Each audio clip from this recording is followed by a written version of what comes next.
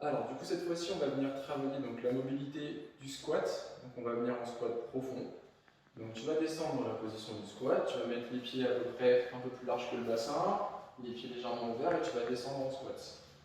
Quand tu vas descendre, tu vas veiller à garder le bon axe entre le genou et le pied.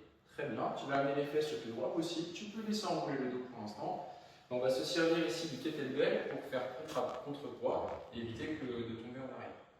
Une fois que tu es là, premier exercice qu'on va demander, je vais demander de venir faire une correction active au niveau du dos et tu vas venir redresser par une extension du dos. Tu maintiens quelques secondes, tu relâches. Encore, vraie extension, tu forces un peu plus, on sort un petit peu les pecs en avant et on relâche. Très bien. Deuxième exercice, on va se servir de cette position, toujours avec le kettlebell, pour venir travailler un petit peu plus la flexion de cheville. Donc là, tu vas venir engager le corps et avancer sur ton pied gauche sans décoller le talon, dans un sens et dans l'autre. Encore, tu répètes l'opération à gauche et à droite. Très bien. Troisième exercice, on va rapprocher un petit peu le kettlebell et là, on va venir engager une rotation du tronc.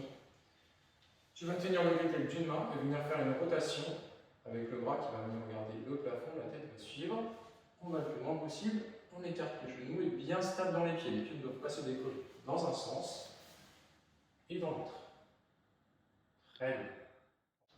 Donc une fois que l'on maîtrise correctement l'ensemble de ces trois exercices, on va essayer de faire sans le contre-appui. Donc je vais enlever le kettlebell et on va reprendre sur nos trois exercices. Le premier, je suis donc en squat profond et je vais chercher à redresser activement le dos.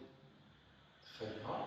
Le deuxième, on repartait sur la cheville, on redresse juste la tête, on amène le poids d'un côté et de l'autre. Et très bien, pour le dernier exercice, la main qui va rester au sol va servir vraiment d'appui. Donc tu vas repousser le sol et venir tourner, on va éviter de remonter les fesses. Voilà, très bien. Et dans l'autre sens, on pousse fort avec la main gauche et on relâche. Très bien.